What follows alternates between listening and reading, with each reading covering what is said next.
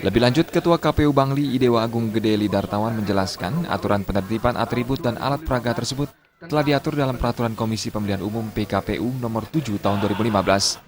Paling lambat pada 26 Agustus 2015, masing-masing tim kampanye wajib menurunkan atau membersihkan berbagai atribut yang berkaitan dengan pasangan calon maupun partai politik yang terpasang di pinggir jalan.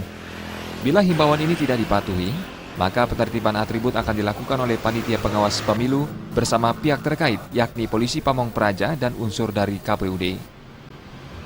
Supaya tidak petugas yang menurunkan ya berupa ucapan selamat atau foto-foto yang terpajang sebelum ditetapkannya sebagai calon, maka kami harapkan tanggal 27 itu ya seluruh foto itu sudah nggak ada lagi. Artinya tanggal 26 sudah harus dilakukan pembersihan oleh seluruh tim kampanye supaya nanti tidak ada lagi yang akhirnya diliput media bahwa itu akhirnya melanggar.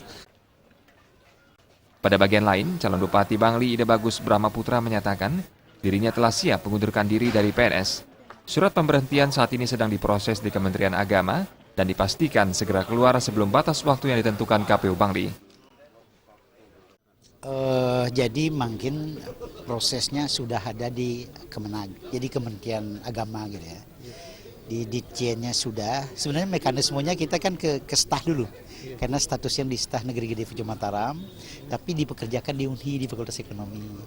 Jadi kita ajukan dulu ke Staf Negeri Gede Pujo Mataram dan di sana sudah keluar nomor persetujuannya. Disetujui kita mengundurkan diri ya.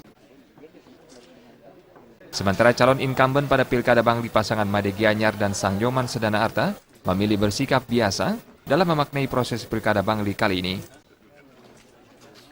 Kita lakoni dan rakyat sekarang sudah dewasa, sudah cerdas, pemilihan ini udah biasa dilakukan dan saya memberikan apresiasi pelaksanaan pemilihan bupati dan wakil bupati di seluruh Indonesia dengan konsep peraturan yang baru, efektif, efisien untuk melahirkan pemimpin yang bersih di kemudian. Alit Sidi dan Wayan Winata, Bali TV.